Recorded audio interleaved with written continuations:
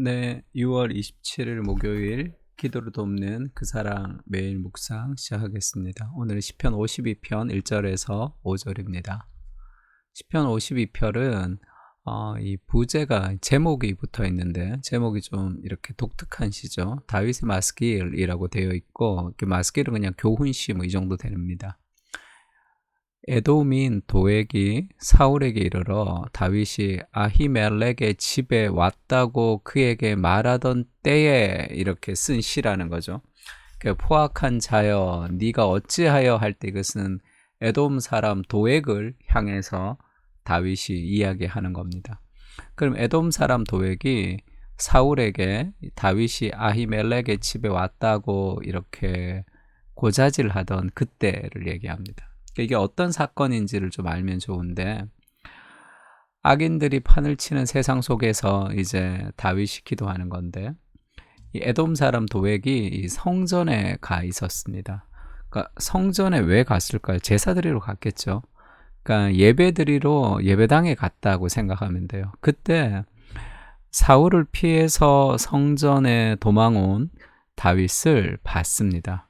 그리고 제사장 아히멜렉이 제사장이 먹는 진설병, 그 떡을 다윗이 배고파서 다윗과 그의 부하들에게 나눠주는 일들이 있었죠. 예수님이 안식일날 왜 이제 밀밭 사이에서 그것을 먹느냐 제자들에게 질책했을 때 바리새인들이 다윗이 성전에서 제사장만 먹어야 되는 진설떡을 먹은 것을 너희가 알지 못하느냐 했을 때 그 사건이에요. 그때 이 도액이 사울에게 고자질하는 장면이 있습니다. 사무엘상 22장 6절에 사울이 다윗과 그와 함께 있는 사람들이 나타났다 함을 들으니라. 도망을 가서 다윗을 잡아서 죽이고 싶었는데 어디에 나타났다는 소리를 들은 거죠. 그때 사울이 기브아 높은 곳에서 손에 단창을 들고 에셀나무 아래 앉았고 모든 신하들은 그의 곁에 섰더니 사울이 곁에 선 신하에게 이르되 너희 베냐민 사람들아 들어라. 이새의 아들이 너희에게 각기 밭과 포도원을 주며 너희를 천부장 백부장으로 삼겠느냐.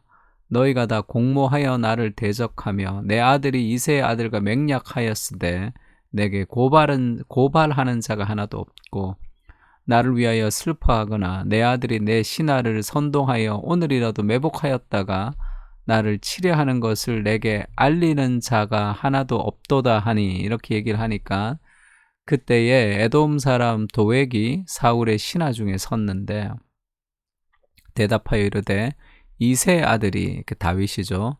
노베 와서 아히두베 아들 아히멜렉 제사장입니다. 아히멜렉이 이런 것을 내가 봤습니다. 이렇게 묻지도 않았는데 스스로 얘기했어요. 아히멜렉이 그를 위하여 여호와께 묻고 그에게 음식도 주고 진설병을 줬죠. 블레셋 사람 골리앗의 칼도 주더이다. 이렇게 얘기해요. 왕이 사람을 보내어 아히두베 아들 제사장 아히멜렉과 그의 아버지의 온 집 곧 노베에 있는 제사장들을 부르매 그들이 다 왕께 이른지라. 그래서 사울이 어떻게 했습니까? 그 제사장의 집안을 다 죽여버렸어요. 그러니까 다윗이 아히멜렉은 정말 아무것도 모르죠. 아히멜렉에게 지금 다윗이 왜 이 시간에 이 성전에 왔느냐 이렇게 얘기하니까 다윗이 다윗의 심부름이 사울의 심부름으로 왔다 이런 식으로 이렇게 둘러댄단 말이에요. 내가 사울에게 쫓기는데 내가 죽을 것 같은데 진설병을 주셔서 나를 살려달라 이렇게 얘기하지도 않았습니다. 아히멜렉은 그냥 다윗을 섬겼는데 죽어버린 거예요. 그 온 집안이 다 죽었다는 소리를 다윗이 들었습니다. 그러니까 얼마나 다윗이 힘들었을까요? 자기 때문에 온 집안이 다 죽은 거잖아. 그것을 알려준 사람, 그 사람이 사울의 신하의 도액이었습니다. 재미있는 것은 도액이 성전에 있었다는 거예요. 예배를 드리러 왔다는 겁니다. 쉽게 하면. 예배를 드리러 와서 있었던 일들을 보고 고자질한 거죠. 왜 그랬냐? 이 도액은 신앙보다 더 중요한 게 있었거든요. 포악한 자여 네가 어찌하여 악한 계획을 스스로 자랑하는가. 하나님의 인자하심은 항상 있도다. 너의 혀가 심한 악을 꾀하여 날카로운 삭도같이 간사를 행하는도다. 네가 선보다 악을 사랑하며 의를 말함보다 거짓을 사랑하는도다. 이게 이 도액의 마음속에 있었던 거죠. 왜 도액이 그런 행동을 했는가 하면 죄라는 것은 왜곡된 사랑입니다. 그러니까 도액은 더 사랑하는 대상이 있었던 거죠. 그것이 자신의 성공이었겠죠. 그래서 사울의 환심을 사서 자기가 조금 더 좋은 자리에 가거나 조금 더 좋은 혜택을 받고 싶었겠죠. 다른 사람을 고자질하는 것을 통해서, 다른 사람의 죽음을 통해서 자기가 조금 더 높아지고 싶어하는 그런 잘못된 사랑이죠. 하나님을 사랑할 때, 가장 사랑할 때 삶은 가장 이 행복하게 지음바 되었습니다. 하나님보다 다른 것을 더 사랑할 때 왜곡된 사랑이죠. 순서가 바뀔 때 그것은 결국 자기와 다른 사람을 해치게 되는 거죠. 간사한 혀여, 너는 남을 해치는 모든 말을 좋아하는도다. 왜 남을 해치는 말을 좋아할까요? 자기가 가장 소중하기 때문에 그렇습니다.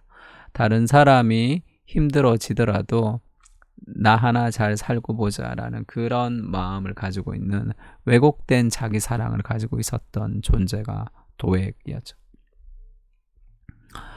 그래서 얼마나 슬펐겠습니까? 다윗이 아히멜렉의 온 집안이 다 죽었다는 소리를 듣고 5절에는 그렇게 얘기합니다. 그런즉 하나님이 영원히 너를 멸하시며 너를 붙잡아 내 장막에서 뽑아내며 살아있는 땅에서 내 뿌리를 빼시리로다. 하나님의 심판을 간구하는 거죠. 이것은 단순히 개인의 복수가 아닙니다. 하나님의 공의가 이 땅 가운데 이루어지게 해달라고, 악이 무너지고 선이 승리하게 해달라고, 그리고 이 억울한 죽음이 없도록, 억울하게 죽였던 그 사람들에게 공의로 하나님이 심판해달라고 이렇게 기도하는 거죠. 만약에 하나님이 심판하지 않으시면, 하나님이 공의롭지 않으시면 이 땅은 악이 승리하는 세상이 되겠죠. 지금도 악이 판을 치고 살아가는 세상의 한가운데 우리가 살아가고 있습니다. 믿음으로 살 때 그것이 바르게 믿음으로 산다는 것이 바르게 결론을 내리지 못하고 악하고 속이고 하는 그런 것들이 더 잘 되는 그런 세상 속에 우리가 살고 있는 거죠. 그때 우리가 믿음을 지키며 살아갈 수 있는 힘은 이 모든 것에 심판이 있고 하나님이 공의로 그것을 이루어 주시는 분이시다라는 삶의 확신이죠. 그래서 우리의 모든 억울한 감정, 슬픈 감정을 다윗처럼 그렇게 쏟아내야 되는 거죠. 너를 붙잡아 뽑아내시고 하나님의 공의가 이 땅 가운데 이루어지도록 우리는 기도해야 됩니다.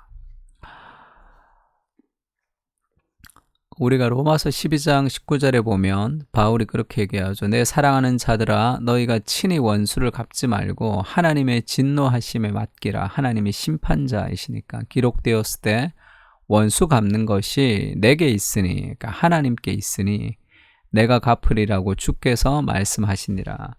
인생에서 그런 여러 가지 복수심에 불탈 때 그때 우리가 심판자가 되어서 우리가 함부로 정죄할 수는 없죠. 그 일들을 우리가 해결할 수는 없습니다. 완전한 해결해 주시는 그리스도께 우리가 그 심판을 맡기는 의미가 있어요. 이것이 그럼 우리가 뭐 다 용서해 주고 그런 죄를 벌하지 말아야 되는 것이 아니라 하나님의 공의로운 심판이 있다는 그 확신이 우리를 훨씬 더 건강하게 그 일들을 처리하게 합니다.